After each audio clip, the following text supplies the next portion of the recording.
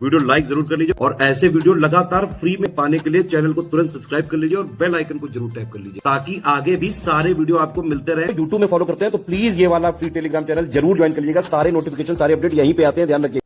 नमस्कार दोस्तों, exam preparation के यूट्यूब चैनल पर मैं प्रियंका एक बार फिर से आप सभी का बहुत बहुत स्वागत करती हूं। और आज की क्लास में हम लोग जो मॉक टेस्ट पिछला सॉल्व कर रहे हैं उसी को कंटिन्यू करेंगे। डेली रात को 9 बजे आरओ को टारगेट करते हुए हम लोग डेली जीएस के क्वेश्चन सॉल्व करते हैं। तो पूरी क्लास ध्यान से देखिए और इससे पहले भी जो क्लासेज हुई हैं वो प्लेलिस्ट में ऐड कर दी गई हैं, आप उनको भी रिवाइज करते रहिए। जो बच्चे न्यू हैं उनको बताना चाहूँगी, ये क्लास डेली रात को 9 बजे आती है और इसके साथ में दोपहर 1 बजे जीएस की क्लास चल रही है। मॉडर्न इंडियन हिस्ट्री का रिवीजन भी चल रहा है और बाकी सब्जेक्ट भी साथ में कवर हो रहे हैं। तो आप दोनों क्लासेस देखते रहिए, इंपॉर्टेंट है आपके लिए। और जो भी बच्चे पेड ग्रुप ज्वाइन करना चाहते हैं, ये सामने आपके नंबर दिए गए, इन पे आप कांटेक्ट कर सकते हैं। पेड ग्रुप आप ज्वाइन करके, जो कि आपका 27 जुलाई को एग्जाम है आरओ का, खासकर उसको टारगेट करते हुए मैं सीरीज चला रही हूँ। और जो बच्चे स्टडी मटेरियल को लेकर के अभी कंफ्यूज हैं तो वो ज्वाइन कर सकते हैं। आपको कंप्लीट स्टडी मटेरियल एक ही जगह मिल जाएगा, कोई अदर बुक कोई भी कंटेंट आपको ढूंढना नहीं पड़ेगा। जो डेली टारगेट मिलते हैं सिर्फ उन्हीं को फॉलो कीजिए। वीडियो रिकॉर्डेड क्लासेस मिलेंगी तो आपके सारे सब्जेक्ट कंप्लीट होंगे, साथ में आप प्रैक्टिस कर पाएंगे क्वेश्चंस की। तो क्वेश्चन आपको वैसे ही दिए जाएंगे जो आपके एग्जाम में पूछे जाते हैं, जैसे पैटर्न है एग्जाम का यूपीपी से, जैसे अब अभी पेपर हुआ था आरओ का हुआ था, या आयोग का जैसा पैटर्न होता जा रहा उन्हीं पे आधारित आपको ज़्यादा से ज़्यादा प्रश्नों को हल करना है। फुल लेंथ मॉक टेस्ट है और सब्जेक्ट वाइज है, तो दोनों को ध्यान में रखते हुए तैयारी कराई जा रही है और आप उसके साथ अपनी तैयारी कंटिन्यू कर सकते हैं। तो कोर्स से रिलेटेड छोटी सी जानकारी है, ऐप डाउनलोड करके भी आप कोर्स को ज्वाइन कर पाएंगे। इसके अलावा जो बच्चे कोर्स नहीं ज्वाइन कर सकते हैं वो स्टडी फॉर सिविल सर्विसेज का जो मेन चैनल है उस पर भी प्लेलिस्ट अवेलेबल है, आप उस पर ज्वाइन कर सकते हैं। पीसीएस का भी साथ में चल रहा है कोर्स और जो अदर स्टेट पीसीएस हैं वो भी तैयारी कर सकते हैं। तो चलिए बिना देर के आज की क्लास स्टार्ट करते हैं। कुछ क्वेश्चंस ऑलरेडी हो चुके हैं, आगे आज देखते हैं। 21st क्वेश्चन है, निम्नलिखित को कालानुक्रम में व्यवस्थित करें। धर्मपाल का शासनकाल पूछा गया है, देवपाल का, मिहिर भोज फर्स्ट और महेंद्रपाल फर्स्ट। अब इनको क्रोनोलॉजी में आपको सेट करना है। सबसे पहले धर्मपाल का अगर शासनकाल देखते हैं तो 770 से 810 ईस्वी तक रहता है। इसके बाद देवपाल के शासनकाल की बात करूँ तो ये 810 से आगे बढ़ता है और 850 ईस्वी तक रहता है। अब इसके बाद मिहिर भोज का टाइम पीरियड का है 836 टू 885 एडी, ठीक है। अब अगर महेंद्रपाल का शासनकाल देखेंगे, अब इसी के बाद आ जाते हैं 85 से, ये रहते हैं 885 से 910 एडी। तो आपको क्रोनोलॉजी में ही दिया गया है लेकिन आप ईयर याद कर लेंगे। क्रम याद रखना है तो धर्मपाल, देवपाल, मिहिर भोज और Mahendrapal. Right answer option D है 1 2 3 4। 22वां प्रश्न है, देखिए निम्नलिखित कथनों पर विचार करें। पहला, चंद्रगुप्त मौर्य का राज्यारोहण कब हुआ? लगभग 321 ईसा पूर्व। बी है, मौर्य साम्राज्य का अंत हुआ 78 ईसा पूर्व, ईसा दिया गया है, माफ कीजिएगा। कनिष्क का राज्यारोहण लगभग 185 ईसा पूर्व और गुप्त शासन का आरंभ होता है 320 ईसा। करेक्ट आंसर क्या होगा?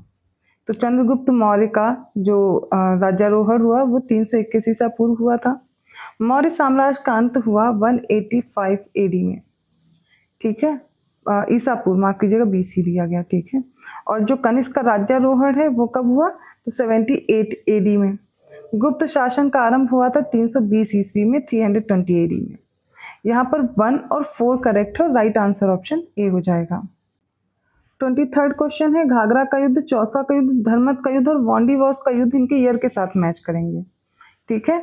तो घाघरा का युद्ध आपको पता है बाबर ने लड़ा था, बाबर के सारे युद्ध में लर्न करा चुकी हूँ। तो 1529 में हुआ था घाघरा का युद्ध, किसके बीच? महमूद लोदी और सुल्तान नुसरत शाह इसमें साथ में थे एक साथ, और बाबर था, तो बाबर विजयी होता है। महमूद लोदी और सुल्तान नुसरत शाह इसमें हार जाते हैं, ठीक है।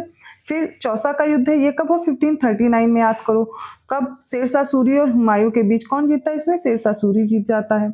अब धर्मत के युद्ध की बात करें तो ये उज्जैन शहर के पास है धर्मत, औरंगजेब और दारा सिकोह के बीच हुआ था। तो इसमें देखेंगे 1658 आपको याद रखना है, ठीक, औरंगजेब जीतता है। वांडीवॉर्स का युद्ध 1760 में हुआ, तो ठीक है। इसमें देखेंगे अंग्रेज और फ्रेंच के बीच हो रहा था और इसमें कौन विजयी रहता है? तो ब्रिटिशर्स जीत जाते हैं। अब इसमें देखेंगे राइट आंसर क्या होगा? तो इसमें क्रोनोलॉजी में आपको दे दिया है, तो 1 4 2 3 राइट आंसर हो जाएगा, ऑप्शन सी करेक्ट है। अगला प्रश्न है, सिंधु नदी के निकट स्थित निम्नलिखित में से किस पुरातात्विक स्थल की खोज 1953 में फजल अहमद ने की थी? कोट दीजिए रंगपुर, रोपड़ और लोथल। इसका राइट आंसर होगा ऑप्शन ए, कोट दीजिए की खोज की थी फजल अहमद ने 1953 में। 25th क्वेश्चन है, निम्नलिखित को मिलान करें, लघु शिलालेख इनकी अवस्थिति कहाँ है? पंगुरारिया, उडेगोलम, जतिंग रामेश्वर, अहरौरा। तो अहरौरा आपको जरूर याद होना चाहिए कहाँ पर है, मिर्जापुर यूपी में। तो यूपी वाले इसको याद रखेंगे। डी का क्या हो गया 2, एक ही ऑप्शन में है शायद, 2 ऑप्शन में, ठीक है। अब देखते हैं जतिंग रामेश्वर, ये चित्रदुर्ग कर्नाटक में है। फिर है उडेगोलम, ये बेल्लारी कर्नाटक में, और पंगुरारिया ये कहाँ है, सीहोर एमपी में। अब मैच कर देंगे तो राइट आंसर मिल जाएगा 3, 4, 1, 2, ऑप्शन ए करेक्ट होगा। 26 क्वेश्चन देखिए, एक तरफ राजवंश है, दूसरी तरफ उनकी राजधानियां दी गई हैं।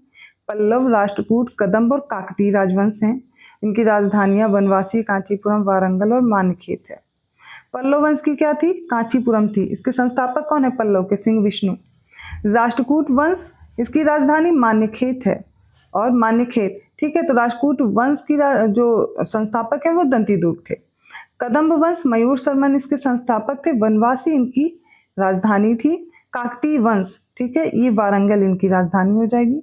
और बीटा प्रथम जो है, बेटा राजा प्रथम, ये इसके संस्थापक थे, ठीक है। राइट आंसर होगा 2, 4, 1, 3, ऑप्शन ए करेक्ट है। 27th क्वेश्चन है, देखिए ये क्वेश्चन पहले भी इस तरह क्वेश्चन कराए गए हैं, रिवीजन क्लास है, जो भी भूल चुके हैं तो एक साथ आपका रिवीजन हो जाएगा। कुछ लेखक हैं, उनकी पुस्तकें दी गई हैं, जैसे जयसिंह सूरी हैं, दामोदर गुप्त है, धनपाल है, सोडल की बुक दी गई है। तो जयसिंह सूरी की हमीर मद मर्दन दी गई है, करेक्ट हो जाएगा। दामोदर गुप्त की कुटी नीमतम है, ये भी करेक्ट है। धनपाल की तिलक मंजरी है, सोडल की उदय सुंदरी कथा है। तो चारों करेक्ट है, ऑप्शन डी होगा। अगला प्रश्न देखिए, निम्नलिखित कथनों पर विचार करें। एक तरफ राजवंश है, दूसरी तरफ उनके अभिलेख हैं। परमार शासक भोजदेव, उदयपुर प्रशस्ति शिलालेख है इनका। चौहान शासक विग्रहराज, दिल्ली शिवालिक स्तंभ लेख। चेदी शासक कर्ण, जबलपुर ताम्रपत्र शिलालेख है, और चेदी यशा कर्ण का बनारस शिलालेख। तो देखिए इसमें पहला और दूसरा करेक्ट है। चेदी शासक कर्ण का बनारस शिलालेख और चेदी यशा कर्ण का जबलपुर ताम्रपत्र शिलालेख है। करेक्ट क्या होगा, ऑप्शन ए, पहला और दूसरा सही होगा। 29th क्वेश्चन देखिए, निम्नलिखित को कालानुक्रम में व्यवस्थित करें। गयासुद्दीन बलबन का शासनकाल, मोहम्मद बिन तुगलक का शासनकाल, अकबर का और शेरशाह सूरी का शासनकाल। ऑप्शन आपके सामने, देख करके सही उत्तर चुनेंगे, ठीक है। पहले देखते हैं गयासुद्दीन बलबन का शासनकाल, इनका क्या हो जाएगा।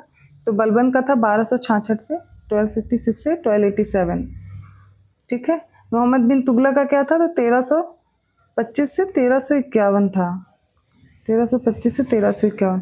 अकबर का शासनकाल कितना था, तो 1556 से 1605, ठीक है। शेरशाह सूरी का ये देखेंगे तो ये हो जाएगा 1540 से 1545, 40 से 45, ठीक है।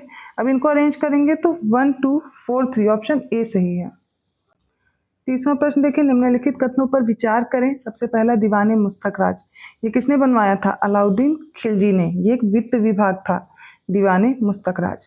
दीवाने को ही एक कृषि विभाग था, और इसको मोहम्मद बिन तुगलक ने बनवाया था, ना कि फिरोज शाह तुगलक ने। दीवाने अर्ज, ये सैन्य विभाग था, बलबन के द्वारा बनवाया गया।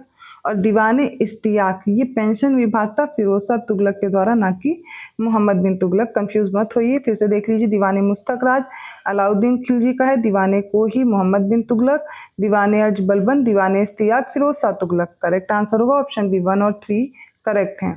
31st क्वेश्चन देखिए ध्यान से। पहला दिया गया, तालीकोटा का युद्ध 1565, चिंसुरा 1576, हुगली 1757, बेदरा 1759। तालीकोटा का युद्ध कब हुआ था, 1565 में। इसमें विजयनगर साम्राज्य का पतन हो जाता है। चिंसुरा का, हुगली का और बेदरा, तो ये सारे 1759 में हुए थे, यही सेम ही है। अंग्रेजों ने बंगाल में डचों को हराया था, तो ये भी गलत हो गया, ये भी गलत हो गया, ये करेक्ट है। चिंसुरा गलत हो गया। 1576 में याद रखिएगा हल्दी घाटी का हुआ था। प्लासी का हुआ था 1757 में। जो करेक्ट है 1 और 4 है, ऑप्शन डी सही होगा। 32nd क्वेश्चन देखिए, इसमें लिस्ट 1 को लिस्ट 2 से मैच करेंगे। तो अतारकिन का दरवाजा, 2.5 दिन का झोपड़ा, हजार सुतून और आदिलाबाद का किला किसने बनवाया, इनसे मैच करेंगे। तो देखिए आपको 2.5 दिन का झोपड़ा तो पता होगा, इसका निर्माण किसने कराया, तो कुतुबुद्दीन ऐबक ने कराया था अजमेर में, ठीक है। तो कुतुबुद्दीन ऐबक से मैच कर देंगे, बी का 1। बी का 1 दो ऑप्शंस में दिया गया है। फिर हम देखते हैं इल्तुतमिश ने बनवाया था तारकिन का दरवाजा जोधपुर में, तो ए का 2 हो गया, ए का 2 है और बी का 1 है। ऑप्शन यहाँ पर हम देखेंगे कौन सा करेक्ट होगा, सी। ठीक है, और सी का क्या हो जाएगा, 1000 सुतून का होगा, अलाउद्दीन खिलजी ने बनवाया था। ठीक है, 1000 स्तंभों का महल जिसे बोलते हैं दिल्ली में। आदिलाबाद का किला मोहम्मद बिन तुगलक ने बनवाया था। 33rd क्वेश्चन है, बताना इनमें से कौन सा इनकरेक्ट ऑप्शन है। ऑप्शन ए, चंद्रगुप्त मौर्य के शासनकाल में यूनानी राजदूत मेगास्थनीज आया था। चंद्रगुप्त द्वितीय के समय फाहियान आया था चीनी यात्री। सिंध का उल्लेख सबसे अधिक बार अल बालाधुरी ने किया था जो 9वीं शताब्दी में भारत आए थे। या फिर ऑप्शन डी, इनमें से कोई भी इनकरेक्ट नहीं है। राइट आंसर क्या हो जाएगा, ऑप्शन डी, चंद्रगुप्त मौर्य इनके शासनकाल में मेगास्थनीज आया था। इसकी बुक कौन सी है, इसकी बुक है इंडिका। ठीक है, ये भारत आने वाला पहला विदेशी यात्री था। चंद्रगुप्त द्वितीय जिन्हें विक्रमादित्य बोलते हैं, इनके समय पर फाहियान आया था और अल बालाधुरी ने सबसे ज्यादा बार सिंध का उल्लेख किया है। 34th क्वेश्चन देखिए, निम्नलिखित को कालानुक्रम में व्यवस्थित करें। रीडिंग, इरविन, चेम्सफोर्ड और कर्जन का शासनकाल है। ठीक है, चलिए इनको हम लगाते हैं क्रोनोलॉजी में। सबसे पहले आपको पता, अगर ये नहीं भी याद है तो कर्जन के समय पर बंगाल विभाजन हुआ था, पहली घटनाओं से भी आप मैच कर सकते हैं। ठीक है, तो ये हुई थी। फिर चेम्सफोर्ड, आपको याद होगा मॉन्टेग्यू चेम्सफोर्ड 1919 के समय पर आया था ना ये एक एक्ट। इरविन के समय पर गांधी इरविन पैक्ट हुआ था 1931 वाला, गोलमेज, फर्स्ट गोलमेज वाला, फिर सेकंड गोलमेज, मतलब ये पहला राउंड टेबल कॉन्फ्रेंस था, सेकंड राउंड टेबल, ये आप इनके समय पर याद कर सकते हैं। तो ऐसे ही अगर अरेंज करें, अब मैं ईयर बताती हूँ, इस तरीके से आप आंसर ढूंढ सकते थे। इसमें पहले 4 होगा, 3, 1, 2, बट हम एक समय में भी इनको याद रखना रहता है कि इनका ईयर क्या है, जिससे आप एग्जैक्टली मैच कर सकें। तो रीडिंग का कार्यकाल था 1921 से 1926, उसके बाद 26 से 31 तक रहता है, 26 से 31 तक रहता है। इरविन के बाद 16 से 21 तक, 1916 से 1921 तक कौन रहता है, चेम्सफोर्ड रहता है। कर्जन का समय उससे पहले का है, 1899 से 1905, बंगाल विभाजन वाला समय। तो राइट आंसर क्या होगा, 4, 3, 1, 2, ऑप्शन ए करेक्ट है। 35th क्वेश्चन देखिए, निम्नलिखित कथनों पर विचार करें। महात्मा गांधी का भारत में आगमन 1915 को हुआ। बंगाल का विभाजन 1905, वर्नाकुलर प्रेस एक्ट 1883 to 1884 और इल्बर्ट बिल विवाद 1878, ये गलत दिए गए हैं दोनों। इल्बर्ट बिल कब हुआ, 1883 से 1884 के बीच, और वर्नाकुलर प्रेस एक्ट आया था 1878 में। करेक्ट आंसर है ऑप्शन ए। 36th क्वेश्चन देखिए, इनमें सही विकल्प चुनना है। मुस्लिम लीग द्वारा पाकिस्तान का प्रस्ताव 24 मार्च 1940 को पेश किया गया। सविनय अवज्ञा आंदोलन का स्थगन 1934 में हुआ। साइमन कमीशन भारत आया 3 फरवरी 1928 को, मतलब इसकी घोषणा दी गई है, और मॉन्टेग्यू चेम्सफोर्ड रिफॉर्म की घोषणा 1919 में। चलिए देखते हैं इनमें कौन सा करेक्ट है। तो मुस्लिम लीग ने उनका जो लाहौर प्रस्ताव था उसमें पाकिस्तान का प्रस्ताव रखा था 24 मार्च 1940 को।